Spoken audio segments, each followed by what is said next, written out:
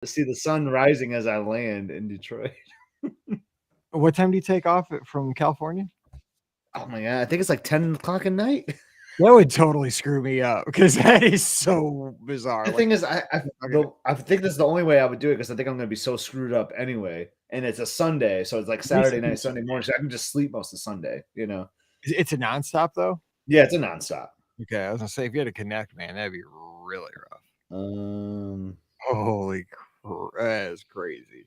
We're live. Where are my flights? Your flight has got to change.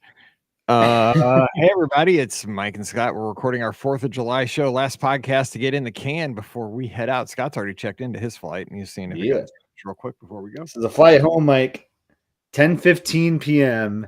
to 5:38 a.m. Oh, they're gonna be serving you egg McMuffins. Yeah. Oh man. Hey. Yeah, mine's a more sensible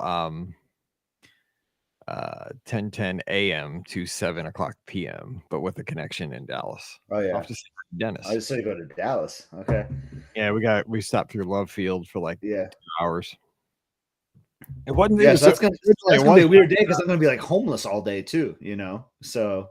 Oh yeah, dude, you're so like we'll check out. I'll probably do like a late breakfast, check out, maybe check out downtown Disney, maybe do something in the LA area, then just take our time driving back down. 10:10. Like I don't have to get to the airport till like 8 o'clock. I'll be home before you even take off. You will be. Yeah, because it'll be 10 o'clock at night. Yeah, I'll be already because I mean we live right by the airport. Like we can be to our airport.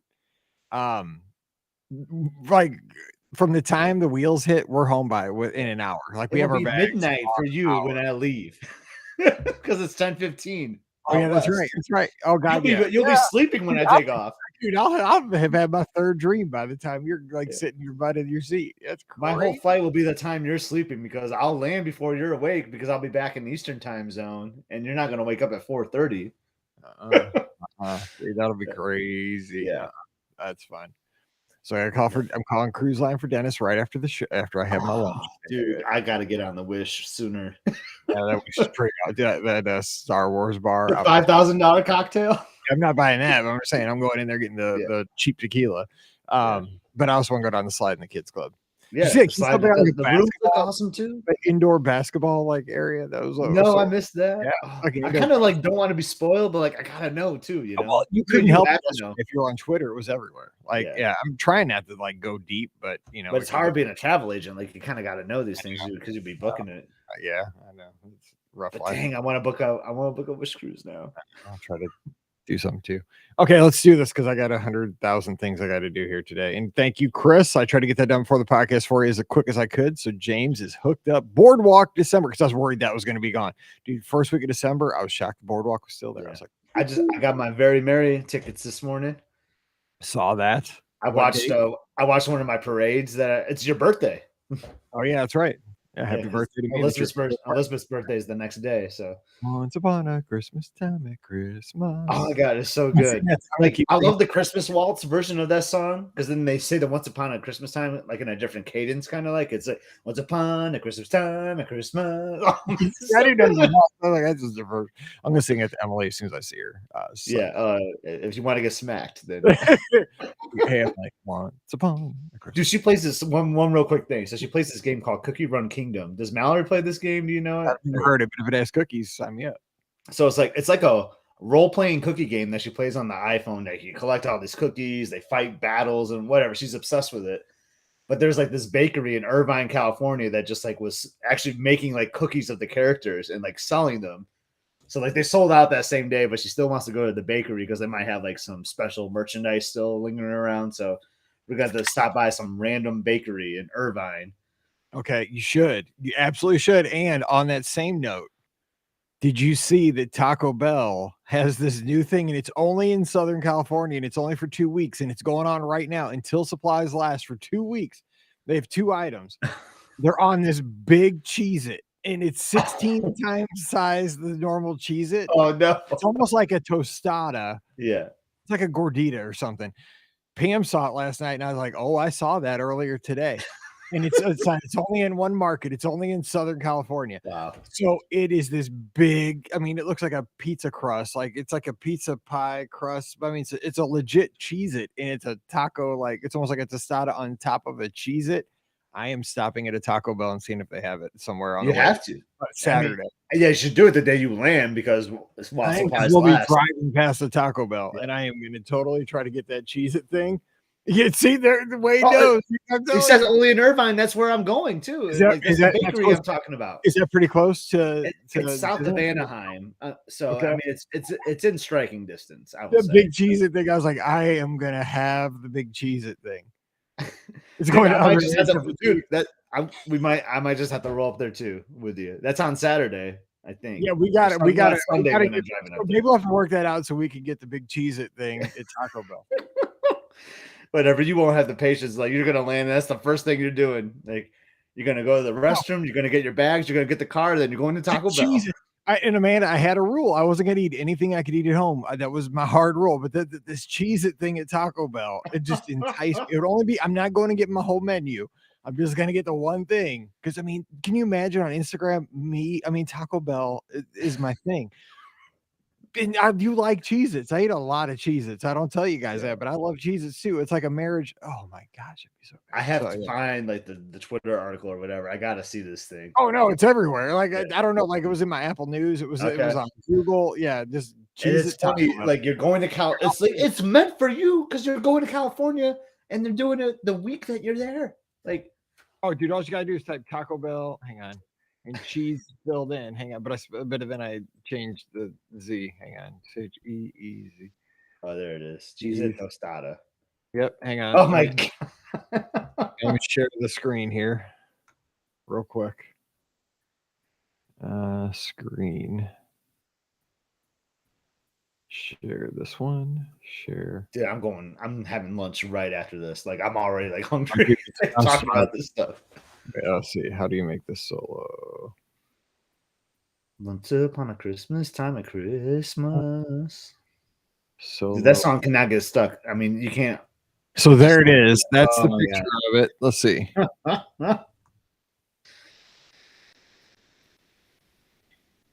That's it. Look at that. Limited time only. And you're going to actually be there.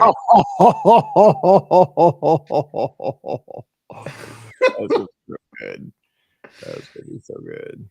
Anyway, that will be in my belly, hopefully. Anyway, we gotta do this podcast, man. It's the middle of the workday. I can't mess around. Middle of the workday podcasting. That's awesome. Because dude, you gotta burn. You gotta get to California. You're out there tomorrow. Okay, here we go. Let's do it. So we're gonna talk Disney sports. Everybody, so hey, thanks for hanging out, everybody. By the way, Cheez-It tacos and everything else to everybody. It's our 4th of July show. So here we go. 21. 14. You know I'm going to bring that up in the introduction. Oh no, exactly. You better. Yeah, exactly. I'll be like, Mike, I know we're recording ahead of time, but how was the Cheez-It tostada? Exactly. Here we go. Welcome to episode 2114 of the Be Our Guest Walt Disney World Trip Planning Podcast. I'm your host, Mike Rallman from BeOurGuestPodcast.com and one of the senior agents over at the Magic for Less Travel. Happy Monday to you and happy 4th of July. Happy Independence Day to everybody here in the United States of America. And also, I neglected to say on Friday's show, happy Canada Day to all of our friends up north.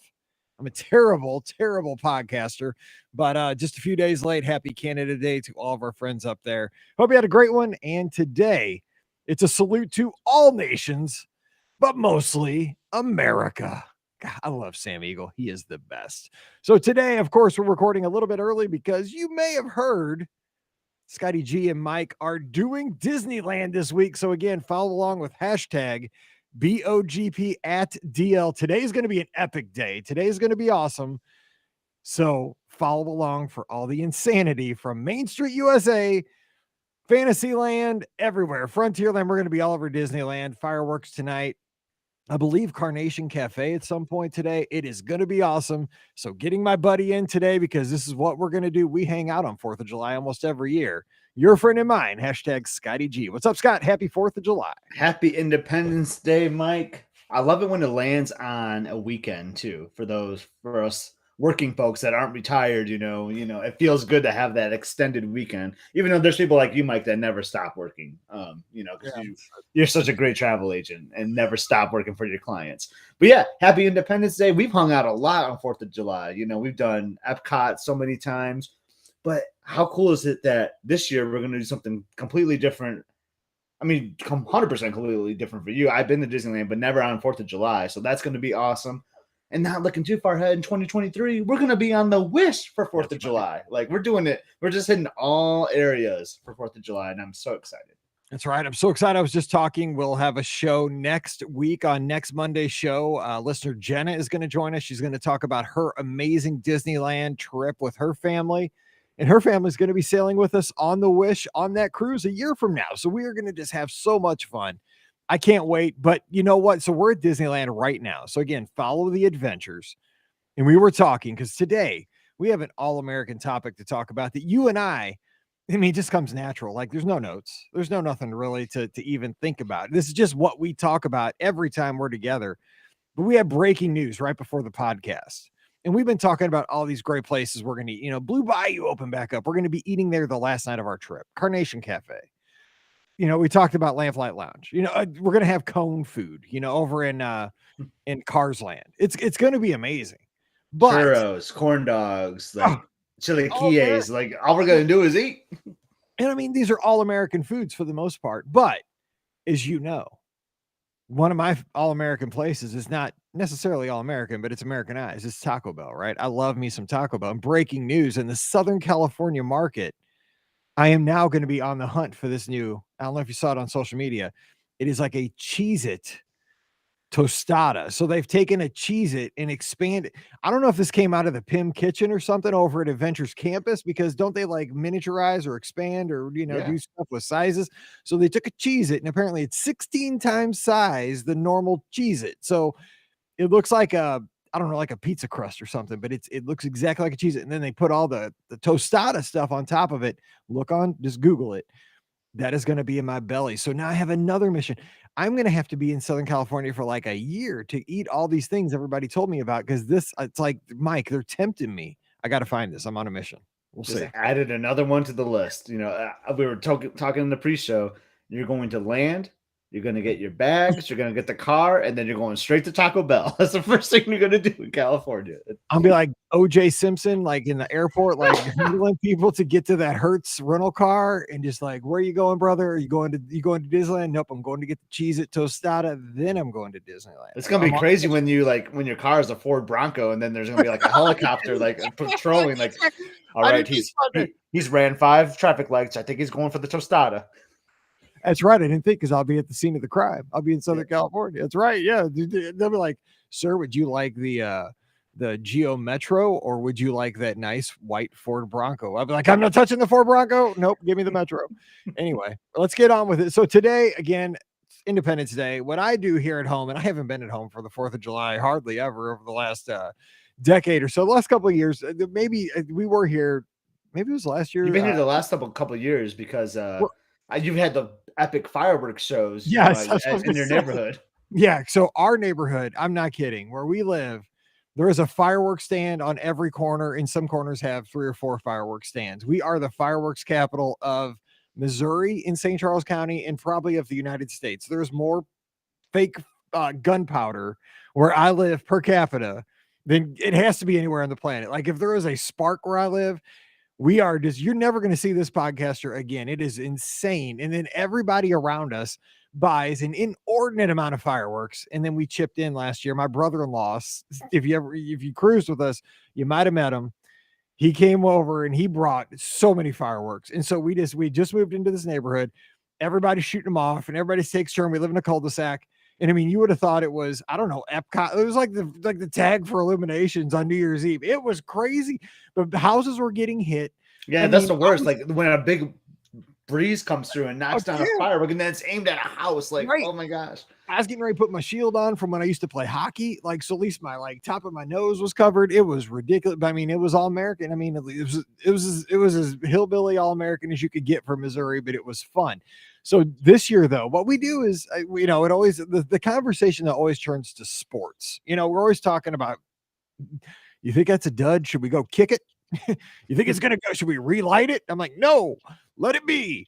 But then we talk about sports. So today I thought Scott and I would just get together here on the 4th of July as you're grilling your burger at home or, doing what you're doing, getting ready to go down to the kind of like Carousel of Progress, getting ready to go down to the Civic Center to watch your town's little display or whatever have you, shoot off your own fireworks. We're going to talk some sports but we're going to take the angle of memories we have from our Walt Disney World vacations where sports intersected our trips. So the first one I wanted to throw to Scott because he has an epic story on this one.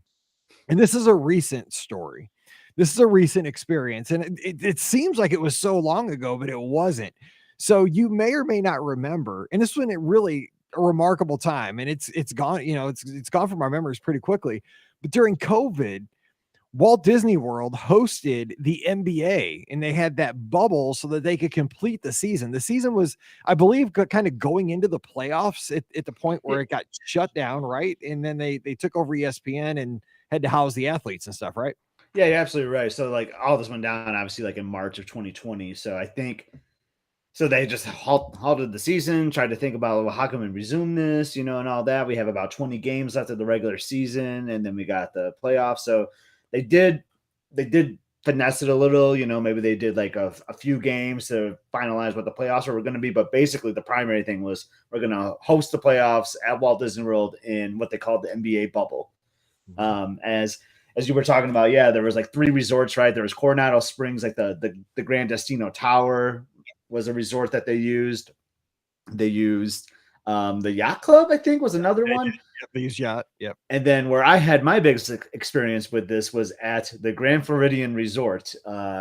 They took over that. But what was interesting, because they wanted, I'm a DVC member. They wanted DVC members still to use their points if possible because the resorts opened in the DVC resorts opened in late June of 2020, I think, and then like the parks kind of opened like in July. I think it's kind of how that worked, right, Mike? I think they opened about 3 weeks. I think it was about 3 weeks where the parks weren't open, but the resorts were for DVC. Yeah. It was really weird. It was really, but you know what? It was that would have been kind of cool though, because we talk about like sometimes the parks, you just feel like I gotta go with the park. I can't enjoy the resort, but like that forces you to enjoy the resort a little bit if the parks aren't open. So anyway, we were down there. We didn't stay at the Grand Floridian Resort DVC, but we went over to one of our favorite spots, as you know, Mike, the Grand Floridian Cafe. And, I walked into the Grand Floridian lobby. It's completely empty, like as everything was during those first few weeks. It just kind of blew your mind. And, we check in for, I think it was breakfast. We check in for breakfast at the Grand Floridian Cafe. I go outside. I'm going to get some photos of palm trees or whatever, enjoy the weather. And then I see these blue like tarps, just like barricading you so that you can't walk the grounds. And then at the very top, I see this like NBA barbershop. Like, because remember when they had the barbershop on site? Right. Okay. So picture this. So you're walking, if you ever walk the grounds of the Grand Floridian, what they had kind of like, it was like chain link fences that just all of a sudden right down the middle of the interior part of the Grand Floridian grounds. You could walk part of it, but then they set up an interior perimeter where the athletes were, so that you could not violate the bubble. Yeah, and it had like these blue tarps, so you couldn't even like look through it or anything. Right? Yeah, to make it opaque, so you couldn't see what was going on to give them their privacy. But what you saw was like they had a cubicle kind of set up outside. But what you found out was this was their barbershop. It was their barbershop, which they ended up doing features on like ESPN. Like I kind of knew about the barbershop at that point, but I don't think like this is still very early on in like their bubble. So I'm like, well, I'm gonna check this out a little bit. Like this is kind of interesting. I'm gonna get some photos. So like, I get my phone out. I'm like, got this like high angle because you can barely like see like just the tip of it because of the fence. And then all of a sudden I start hearing chatter. I'm like, oh my God, like there's guys in there right now getting their cuts. Like yeah, but then like you're hearing like, like I'm trying to pick up conversations like, oh, did they like the Mad Hatter pool? Like what is it about the resort that they like? Like oh, like who scored 20 points last night? Like it was just kind of interesting. Like it was really hard to pick up like the words they were saying, but you could definitely hear like the barbershop conversation, man. Like it was just a laid back environment. You could tell like everyone was having a good time. I just wish I could see it, but it was like one of the coolest things. Like, man, there are like superstars on the other side of this fence of me, and I can't see them. That was really, I mean, that was cool. And so I came down and Mallory and I came down and vacationed with your family for a bit too during COVID, right as the parks reopened. I believe that was like That was in August, like in early to August. mid August, kind of. Yeah. Yeah. And the bubble was still going on. And so brief kind of thing again, kind of wrap up the NBA talk, but we were riding the monorail, I believe from like the TTC or the Polynesian over to the Magic Kingdom.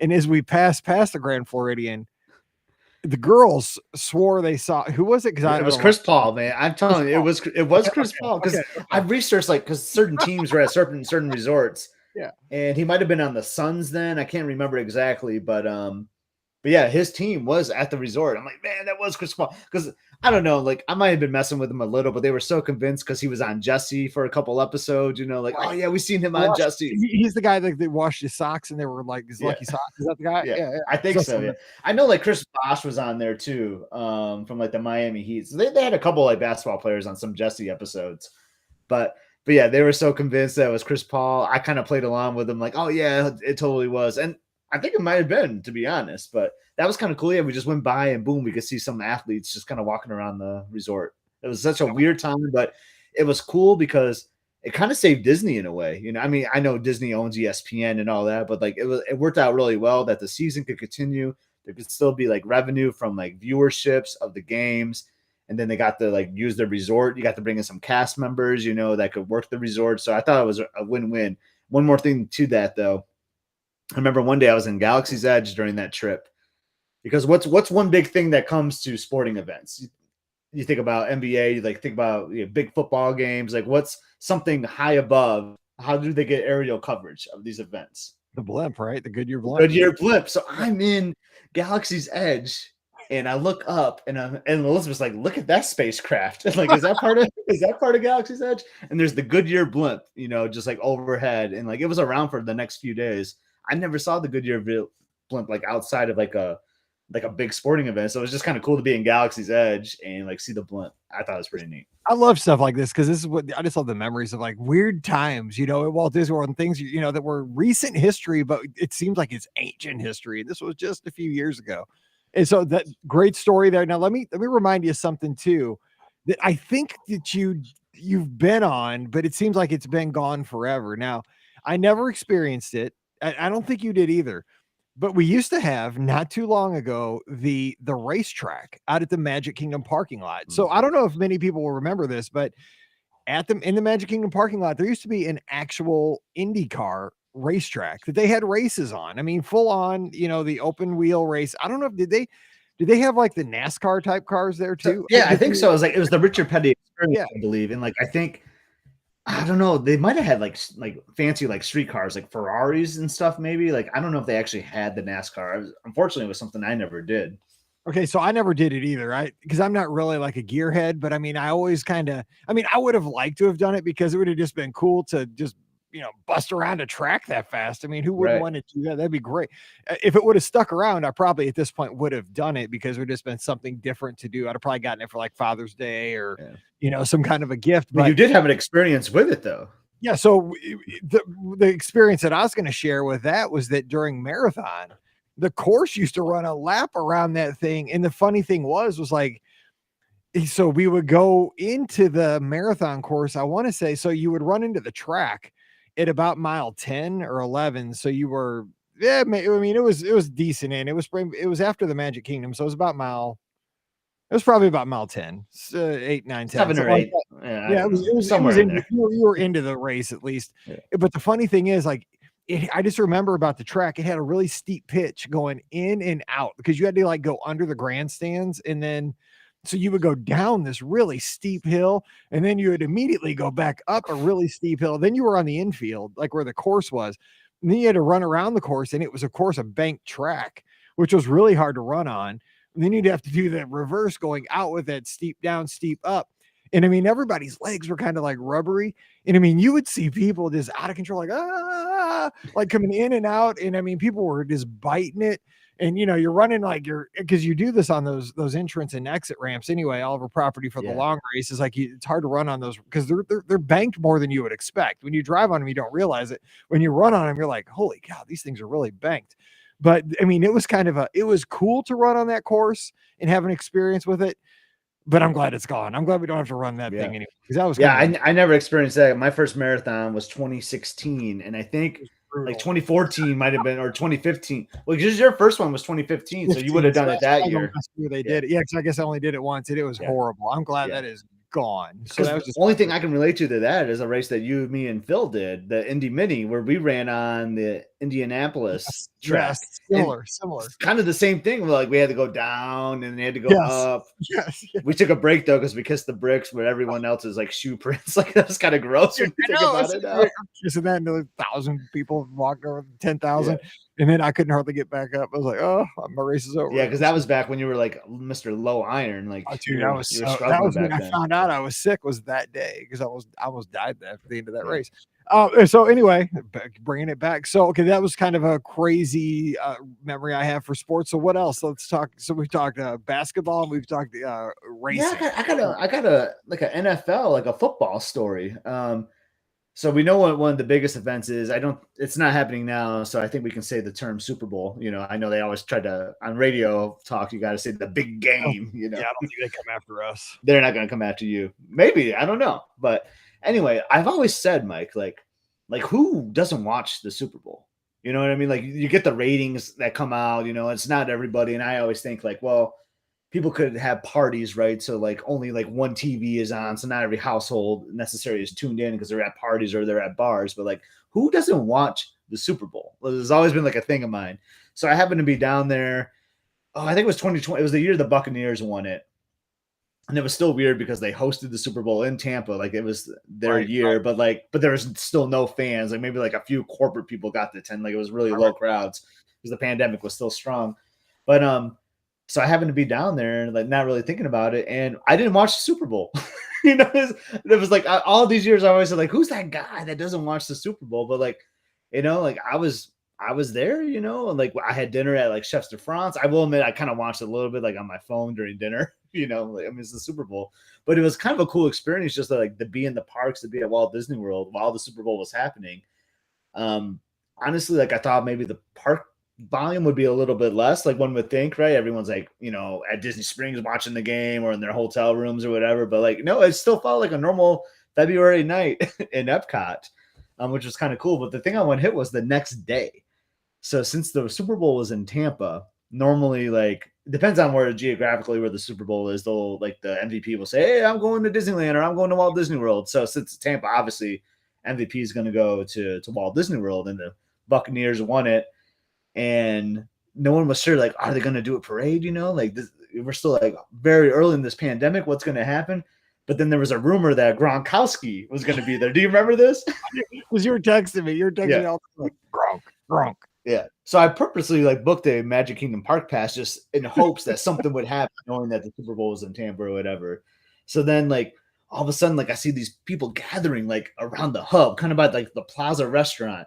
I mean, we're like in a pandemic, everyone's got their mask on, like but like you're supposed to be like doing 6 feet social distancing still. Like because I'm very cautious with this stuff. So I'm kind of like scaling back a little bit, but then like people start getting up on me too, like started huddling. But then you'd ask like 10 people and you say like, "Hey, what are you here for?" Like, I don't know. I just saw a bunch of people here. You ask another guy like, "Hey, why are you here?" I don't know. I heard there might be something happening over here.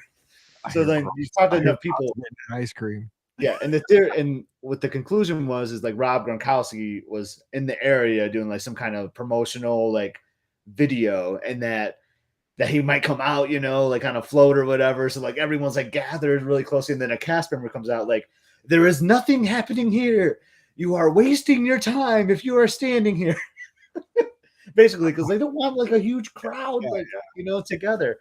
It ended up I hung around like a few more minutes, and I was like, you know, let's just get some lunch. Like, why are we standing here? Like, let's enjoy like our last day. It turned out though, yeah, he did never not end up coming out. He did like a photo shoot behind like the Plaza restaurant, like on a float with Mickey or something. But that was just really interesting, you know. Like I would have loved to see that parade, like a Super Bowl MVP parade, but not that year because of the pandemic. But it was kind of cool to be around that. Yeah, plus, I mean, it just kind of the stars were misaligned that year, like that Right. would have been the year they would have had the most fans probably because it was a Florida-based team. And I Yep. mean, Tom Brady, right? I mean, because Exactly. and all the New Englanders are down in Florida that time of the year too. And I mean, what love him or hate him, everybody would have either wanted to cheer him or boo him. Can you imagine too? I Like know. all the bitter Patriots Yeah. fans, that'd have been ugly. I will tell you though, I think I talked about this on that podcast before, but what was interesting about that day is like it's because there were so many like athletes that just played the Super Bowl. I've never seen so many like security guards walking around like doing like with like a private tour guide and then having Disney security with them, and these guys had their like own personal security. So you would just see like these big groups like just walking around the resort and like they're trying to be like hiding, like it was like, oh man, who's that? And see, that's why it's cool to go to Disney, and you've been there many times. Sometimes it's not about the attractions and the restaurants. It's about just kind of taking in the environment and knowing like what's going on in the world around you. Like, oh, a Super Bowl just wrapped up. Oh, and it was closer. I've never been down there during the Daytona 500, but that's the big race. And then people come over from that race in February over, and you might see some celebrities that have been there. It's just, it's interesting. Actually, there's, just random times in the summer, I forget who we saw one time. This isn't sports, but well, it is sports, but I don't think she was there for any kind of a sporting event, but it was like some Olympic gymnast was there, like with her bachelorette party, and we just happened to be there, and like, the girls knew her. I was like, oh, Yeah. I didn't know her. But anyways, okay. My next story now is it not? It's not a world. It's Disney Cruise Line, and this is years and years ago, and I was sailing on a cruise in just happenstance with Stuart Scott. Now, Stuart RIP, man. Scott, I love that guy. RIP for real. He was a legend. I loved Stuart Scott. I mean, really, he's kind of one of those like Berman and Stuart Scott, and there's a few of them that really made ESPN what it was in the early days with the commercials, with Sports Center, and gave it personality. They made it different than your local sports report. And Stuart Scott, cool as the other side of the pillow. Like, I mean, Yeah. I still say that. Like, this dude was just cool. Like, He Stuart had Scott, like awesome, cool taglines. He oh, worked closely with like Scott Van Pelt, who's still around at yes, ESPN, and then like yes. Rich Eisen was another one. He's on the NFL Network. They were like that primetime Sports Center crew, man. Just Oh, loved them. God, I mean, you just like every time I go to Disney, I wouldn't even buy Disney stuff in that era. I just buy ESPN stuff. Like Yeah, that's what I would do. Like I come home and yeah, like it was like, where'd you get the ESPN hat? Or where'd you get the ESPN shirt? I'm like, I got that at Walt Disney World. Like it was just everybody wanted it. Anyway, so I happened to be on this cruise and Stuart Scott was on the cruise. And you could totally tell he had a distinguished look. And so I think I've told this story a few times on the podcast, but I just got to tell it here one more time because it was epic. And so obviously ESPN owned by Disney, and this was when the ships were pretty new. This was a long time ago. This was before the Fantasy and the Dream. This was on the Magic. And so apparently, I guess he was doing some kind of remote. And here's one of the things I don't know if people know, but especially the Magic and the Wonder in their early years, they had a radio studio in the funnel. Now, did you know that I they had did a not radio? know that. No. They did. In the funnels, they had radio studios, and they used to bring they would bring like ESPN radio teams and other radio like Disney, and they could broadcast live from the ships. Now, of course, it's probably pretty expensive and it's probably technically difficult, but I don't know if they were doing this on that cruise. But in the funnels, they used to have like a live radio studio. So I don't know if he was doing that or what, but he was doing obviously probably a free cruise with his wife, and I don't know if he had kids with him. I can't remember because he wasn't with his kids very much when I saw him.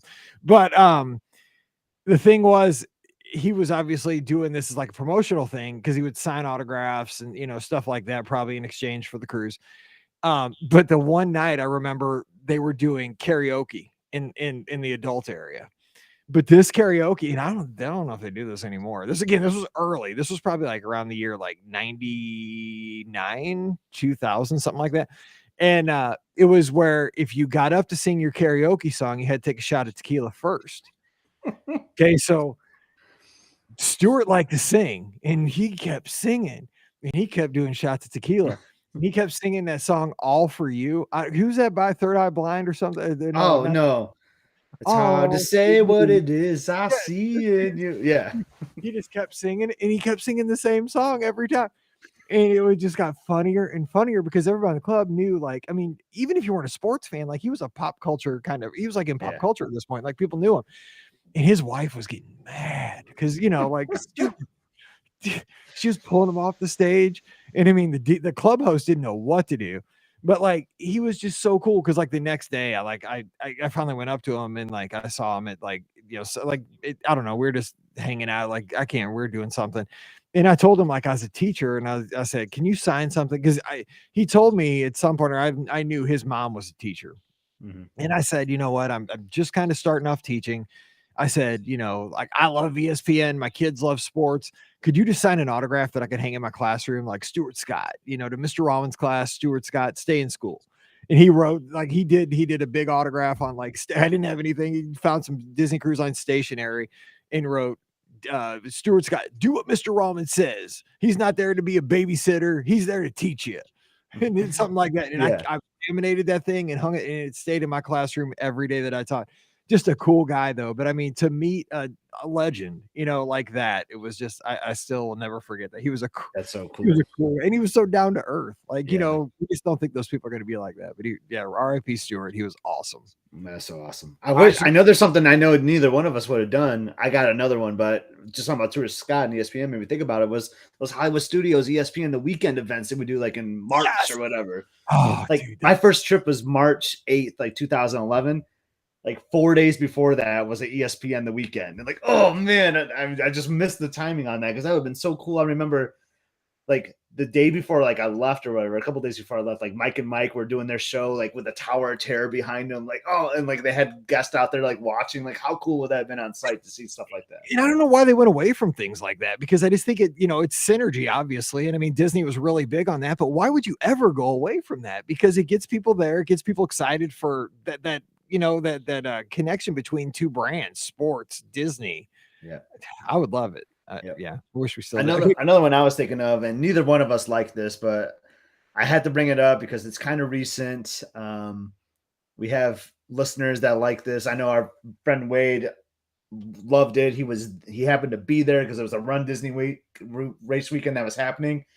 But when the Southsiders, those Chicago Cubs, or are they the Northsiders? I don't even know. I don't even care because I don't like them. They're the Northsiders. Yeah. I don't like the South or the North. I don't like the White Sox either. I know. The only thing I like about Chicago is Paige right now. So yeah, exactly. I like the food. Yeah, I like the food. I was like, and the lake. Pizza, and some I like being there. I just don't like their sports team. That's actually one thing I like about Chicago. I shouldn't say that. I just don't like their sports team. Exactly. But in 2016, like the day before like Wine and Dine Expo, the Chicago Cubs, and you've told the story too, like how you were on the plane, dude. I was, and then on the Magical Express because it was like a long game because it was late, but it was like a rain delay game, so that made the game go late. Anyway, the Cubs win the World Series. Words I thought I would never say in my lifetime. I never want to hear that.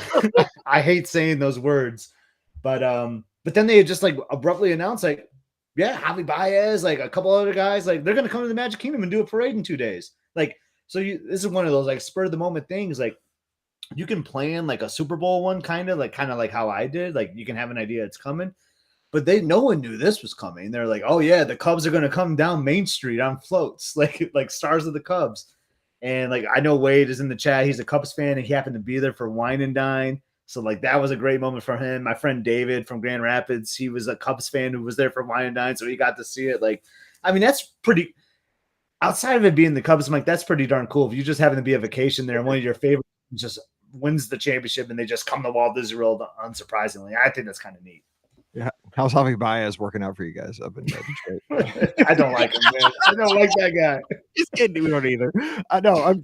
No. But so my connection to that exact story is, I was on, because this might have been the first time I flew. Okay, this might have been that trip. I can't remember because it was your set. It was okay. One of my very first flights where I was still scared to death to fly, but I did because I didn't want to drive. My back was too like jacked up to drive all that way anymore. You still would have been teaching then too, so you wanted to save time. I was totally teaching because this was 2016. I didn't stop teaching until 2017. So, so I just remember on the flight down, and it was storming. Like it was a bumpy flight. I remember that flight, and there were all kinds of like people watching the game on the plane, and so I just remember like because we were sitting towards the very front. I still remember this. And all of a sudden I'd hear people go, oh, and I'm like, I go to Pam, I grab Pam's arm, like, what? Like, are we going down? And it was what it was, just people reacting to the game because they were like crazy, like back. It was and a good forth. game. I think it was game 7. Like it was Oh, tied. I think it might even Wade would know better than us, but like I think it may have gone the extras. I refused to watch it. I had a grumpy day because I was I didn't. flying that night. I had a connection to Chicago of all places, but my flight got canceled because of the weather delays. So I had to go back home and then fly out the next day. Like I had to eat a night of my reservation. So I refused to watch the game because I was so grumpy and there's no way I was going to watch the Cubs win. I wasn't watching it. I was just trying to Yeah, I know survive you the weren't watching. flight. Yeah. But I mean, people were screaming on the plane. I'm like, just no, we're not screaming on the plane. It's already like storming outside. I'm like thinking of that, like that episode of Twilight Zone, like 20, like the Yes. terror at 20,000 feet, like there's a gremlin on the wing. Yeah, the guy on the plane, like yeah. Exactly. I'm I'm the only one that can know that we're in trouble. And so everybody's like people chill. I'm on my 3rd margarita just trying to get through this flight. And so we land and this game is still going on. Like we were landed on. Whew. And so I'm like, please, Indians, don't do this to me. And so we get on Magical Express, and that's when we were pulling right into Coronado as the Cubs won the World Series. And I remember, like, I had to tell Paige, like, we now live in a world where the Cubs have won a World Series. Who knew? I didn't think I would ever have to live through that. I mean, it took something off Detroit a little bit because I think the last team the Cubs beat were the Tigers, like in 1905 or something ridiculous like that. Like I don't remember the year, but craziness. No, so okay, real quick. But it was but that was cool though. That was pretty cool. Well, no, it really cool. I mean, we give Cubs a hard time. It's a friendly rivalry. I mean, but it was one of those things like you just like when it happens, man, it's gonna be you just won't have that the whole. But at least we're at Walt Disney World, so that we weren't like sad the next morning. Like we could wake up and be like, all right, sweet, the Cubs won yesterday. All right, new era. We're gonna go have some fun today. You know, it's easy to forget about. Exactly. And well, we have a friend Wade that got to have fun. So it's good. Okay, so real quick, one of the other things that I've done at Walt Disney World that was pretty epic. Now, I am not a soccer fan. I know we have tons of soccer fans, football fans in our audience, and I've coached it. Like when Paige was coming up, I coached her, through youth soccer and so forth. And I just, I need more action. Like I loved when Paige played indoor soccer because people were getting hammered into the boards. Basically, it was hockey, but it was indoor soccer. But I mean, I appreciate the game.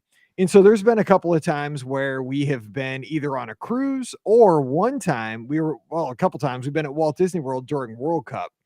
And so a couple of stories I have for that is that one time our friends, the Shine Golds, rented, because Paige, my daughter, is a huge soccer fan. I mean, huge. She's a sports fan, but really big into soccer. And so we got together with them and so during the World Cup, they had a promotion over at ESPN Club where you could reserve a table because it was, it would have been a nut house for people trying to get tables, but you could reserve a table. You just had to guarantee you're going to buy a certain amount of food and you had to like put down like $50 an hour for the table. And so we got this table and got to watch the game in the ESPN Club over on the boardwalk.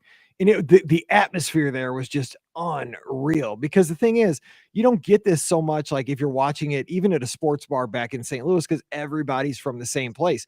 At Walt Disney World, literally people were from all over the world. And I've never watched a soccer game like that where people were dying on like passes. I mean, like a pass, like people, I'm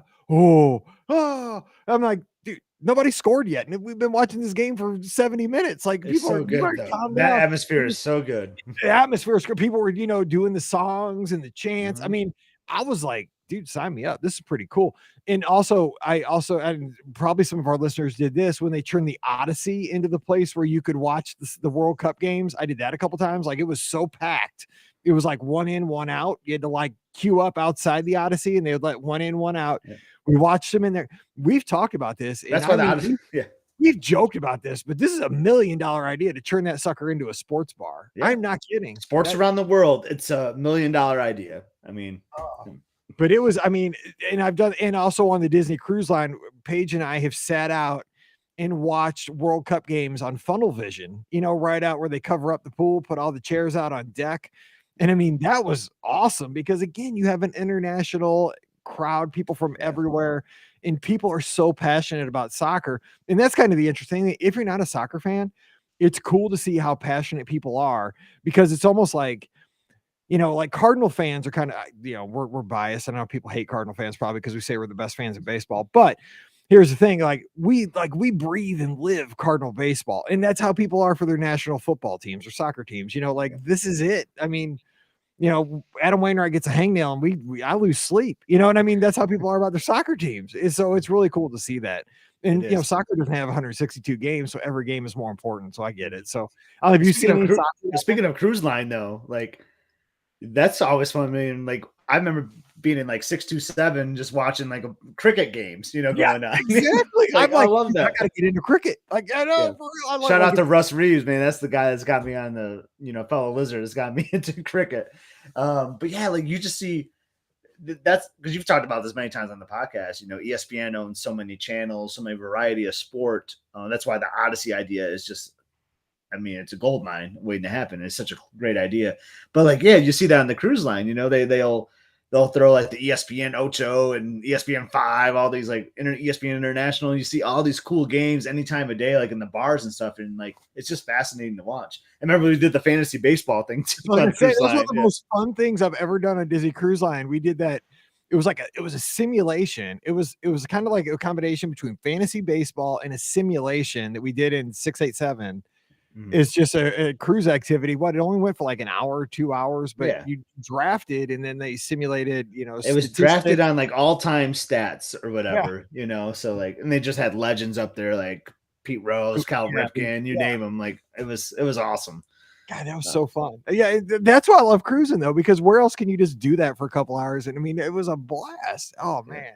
I love that. So any other memories? Because we're running a little bit long, but who cares? No, I mean, countless Run Disney memories. We've hit upon many of those over the show. But we've golfed together many times. That was a lot of fun. I mean, I remember when we golfed too, when we played the Magnolia, like it's very cool. Like each time you go to a hole, they'll kind of, because the PGA used to play through the Palm and Magnolia. It would be like, on 1997, Ernie Els teed up on this hole and like hit this drive that like helped them lead to the championship. I'm like, man, Ernie Els, Tiger Woods, like they played this course. Like how awesome is that?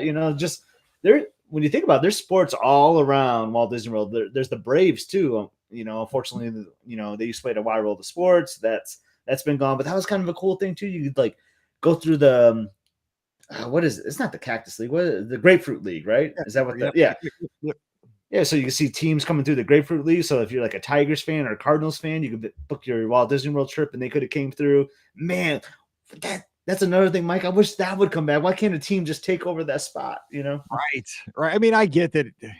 It's probably not the greatest facility for a Major League Baseball team anymore, and they probably sacrificed a little. But how great was that from a fan's perspective, especially for Atlanta, because that's like a great weekend trip. You could go down a quick little drive, see your team in February and March. Yeah. And I've almost planned things around there too, because you think about that whole complex, you do a lot of great cheer stuff with Mallory's squad in that general area. We obviously Run Disney has a big tie to that area, but even Michigan State basketball has done because you'll do like those Thanksgiving early tournaments and the NCAA too. Yeah. Like I've almost booked trips, even though like I can walk 15 minutes to the stadium where the Spartans play, but I'll fly 1,000 miles to watch them play too. Like in Florida, so if I can tie a Walt Disney trip to it, so like there's cool things like that too that are always happening. There's always cool sports things, is what I'm trying to say, that are happening at Walt Disney World.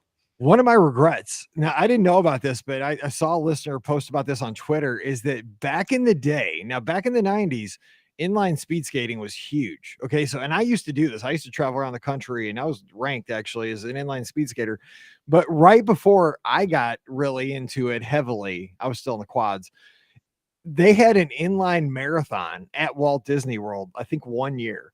And I would have loved to have raced there. Now they had a couple over at Universal because they were on ESPN. And this was before ESPN was owned by Disney. And actually, I don't know, you're younger, so you might not even remember. There was a channel called Prime Sports Network, kind of in the same era as like early ESPN. It was like a competitor. Okay. And they did a lot of those. ESPN too, at the same time, they were trying to find sports, like they didn't have enough sporting content. So they would show stuff like inline skating and like cowboy, like bull riding, anything that was like tangentially a sport, roller hockey. We actually had a roller hockey team based out of our skating rink that they actually went down and played. I think it was either at Universal or Disney. They played for, I want to say like 2.5 weeks. but they recorded it. And what they did, they played a whole league in 2.5 weeks.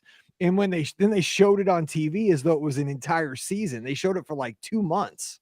So they would stretch it out. So when you watch it on TV, you thought they were playing for like 2.5 months, but they played this whole thing in 2.5 weeks because one of the guys I worked with was on one of the teams, the St. Louis Vipers.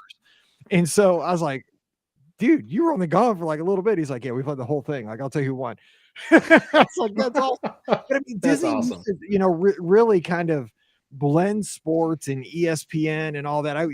I know that the world's a little bit different now, but it seems like they would take more chances back then. I wish they would kind of do that with kind of up and coming, try new things. It was fun. I mean, they did with the NBA bubble, though. I mean, Yeah, they were the only ones that they saved the NBA season. Like, they were the only ones that, and I know. And I talked about the NBA bubble. I think there was like an MLS team that came over too. Like, I know soccer was involved. I think that was right before the NBA bubble that was successful, which led to the NBA bubble happening, or kind of at the same time. Yeah, I mean, I don't know. Maybe I feel like ESPN Wide World of Sports is underutilized, but maybe it's not because it's more for amateur sports. I know they have like huge soccer teams, softball tournaments. I mean, maybe I'm just not seeing it. I don't get over there very often. Just cheer. Yeah, I mean, yeah, that's true. I don't get over there enough. But yeah, I mean, it's. I feel like whenever I'm there for like the race expos, like I just look over like at the baseball diamonds and all that. And I know there's like in gyms too that are indoors. I just think like, man, this is actually a pretty fascinating complex where I know they can get a lot. I think they can get more use out of, but maybe they are, like you said. We just don't. I don't know. I mean, when we're down there for cheer, they're using because. I mean, when we're there for cheer, they're using all the stages. They have in the one that first building you come into on the right where you buy typically the Run Disney merchandise, like the Run Disney, branded stuff. They'll have 4 different stages going on just in that building concurrently. 4 competitions at the same time. They'll divide it up into quadrants. So they do use it, but yeah, it would be fun to have more like connections. I say that though, but then like our cheerleading competition was aired on ESPN too. I mean, it wasn't live, but it was there a month later. So, remember that one year? I know we're going long here. It was I missed it by a year. It was your first marathon. They were streaming like the finish line. Like you could go to like a website and stream the finish line. Like, man, I wish they would do more stuff like that. Because how cool would that be for like when I did my first marathon? If I could like tell my mom like, hey, tune in here. Like you're about to see me cross the finish line. Like a huge accomplishment. Like. I don't know why they haven't done that again, to be honest. Like that was. It didn't seem like that would be a big cost, because you're to stream something. You're not, just put like a webcam up there and you run the internet. I mean, that's seriously. And then get more people to do it. You could like advertise it, like I'm not saying like put it on one of your ESPN channels, but that'd be kind of cool too. Like, oh man, look at us, Mike. We're on ESPN. You and I were on a promotional video once in the resorts, though. Remember? Yeah, we were. Yeah, we were. That was awesome. Those are 2 seconds of fame.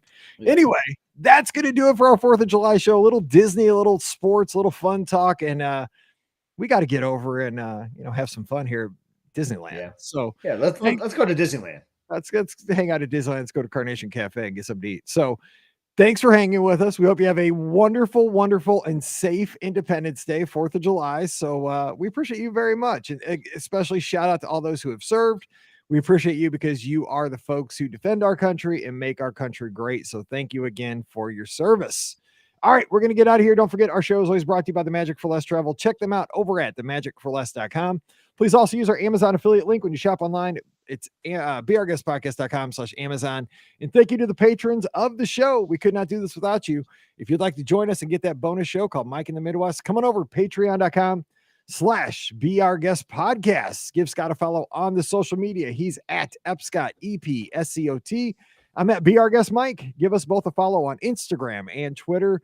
And of course, the hashtag for all the fun this week is hashtag BOGPATDL. BOGP at DL.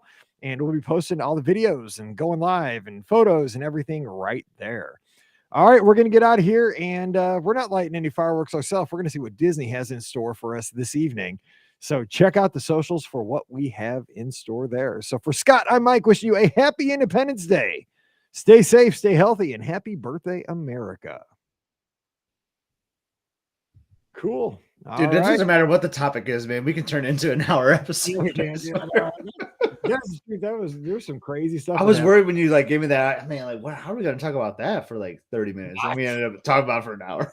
I didn't get any trouble with that, dude. Sports? You kidding me? Well, I know, like specifically like sports at Disney, but yeah, we can. Yeah, that's like that was good, man. That was good. That was a fun episode. All right, I will. I'll text you, but yeah, you better get packing. Yeah, I just heard Elizabeth come home. I think she's got some lunch. She's gonna tear up some lunch. I got a few more things I need to fire off. A couple like reports to do, and then then I'm gonna text me later. All right, text me later on. I'll see you guys. See everyone.